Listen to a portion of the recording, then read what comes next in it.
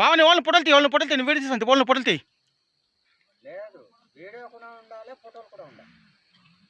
నేను వీడియో తీస్తున్నాను కదా సతీ, పొట్టలు తీరా, పొట్టలు తీరా.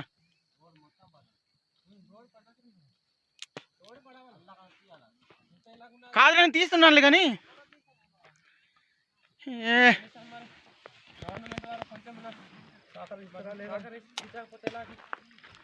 ఏ ప్రభుత్వం వచ్చినా ఏ గవర్నమెంట్ వచ్చినా మన మారుమూల ప్రాంతాల్లో మన బ్రతుకులకు అంతే. ఎలక్షన్ ఎన్నికలు వచ్చిందంటే ఎన్నికలు వచ్చిన వేళ ప్రతినిధి ప్రతి ఒక్కడు వచ్చి ఓటు వేసిన తర్వాత మీకు నీళ్ళు సదుపాయం కల్పిస్తామంటారు, కనీసం తాగడానికి నీళ్ళు చుక్క ఉండదు. రోడ్ సదుపాయం కల్పిస్తామంటారు, రోడ్డు ఉండదు. ఓట్లు వచ్చినప్పుడు మనుషులు గుర్తొస్తారు,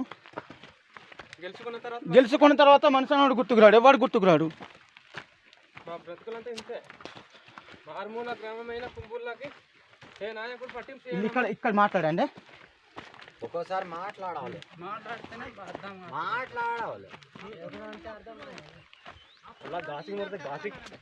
ఘాటి కాదు, ఇలాంటి దగ్గర మాట్లాడాలి. ఆగండి, ఇప్పుడు మాట్లాడండి. కాదు, ఎవరైనా మాట్లాడుకుని మీకు అడిగితే సమాధానం చెప్తే బాగుంటుంది కాదన్నా. మరి ఇలాంటి పరిస్థితి ఉంది కదా, మరి ఏ అధికారులు స్పందిస్తున్నారా లేదా? ఏ అధికారం నుంచి స్పందించడం లేదు. మేము ఇంతకుముందు కూడా కలెక్టర్ దగ్గర కూడా వెళ్ళాము, మరి ఐటీడీఏకి వెళ్ళాము.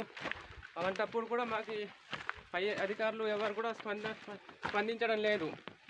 మేము అప్పటి నుంచి మేము పుట్టినప్పటి నుంచి ఇప్పటిదాకా మా వయసు దాదాపు 40-50 అయిపోయినా కూడా ఇప్పుడు దాకా పై అధికారులు ఎవరు కూడా మేము ముందుకు వచ్చి మా బాగోగులు ఎవరు కూడా చూడట్లేదు. ఒక్కసారి మాట్లాడండి. ఇప్పుడు మీరు కలెక్టర్ దగ్గరికి వెళ్ళామంటున్నారు కదా, ఎన్నిసార్లు వెళ్ళారు ఏంటి? 4 సార్లు వెళ్ళామండి రోడ్ కోసం అని. 8 దాదాపు అలాగే 8 సార్లు ఇలా ఉండవచ్చాము. మరి మీకు బండి ఎక్కడ దాకా వస్తుంది? మీకు వర్షాకాలం వచ్చిందంటే మీ పరిస్థితి ఏంటి? మీరు ఎలా ఉంటారు ఏంటి? మరి వర్షాకాలం వచ్చిందంటే మా పరిస్థితి ఇంటి నుంచి బయటకి తేలే పరిస్థితి లేదు.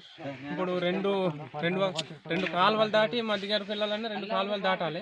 అవును, మాకు డీ కొత్తూరు దాకా అక్కడ నుంచి కొంచెం రోడ్ ఉంది, అక్కడ నుంచి మేము తీసుకెళ్లాలన్నా మనిషి మీద డోల్ మోతలు. ఇప్పుడు ప్రెగ్నెన్సీ వాడు హాస్పిటల్ డెలివరీకి వెళ్ళాలన్నా డోల్ మోతలతోనే తీసుకెళ్ళాలి. ఇప్పుడు ఆల్రెడీ వైజాగ్ కేజెస్ లో మరి వంతలు గంగమ్మ అనే ఆవిడ చనిపోయింది. అక్కడ నుంచి నైట్ 12:30కి అంబులెన్స్ ఎత్తి దగ్గర నుంచి ఇప్పుడు 5:30 నిమిషాలకి డీ కొత్తూరు సెంటర్లో దించింది. అక్కడ నుంచి మేము మరి ఇలాగే పట్టుకెళ్ళడం అవుతుంది. మీ పంచాయతీ నాయకులు కానీ, మీ మండల నాయకులు కానీ, మీ పంచాయతీ అధికారులు కానీ ఎవరు కూడా పట్టింపు చేసుకునే పరిస్థితి మీకు లేదండి? పంచాయతీ నాయకులు అంటే ఇప్పుడు మండల నాయకులు, పంచాయతీ నాయకులు కొంతమంది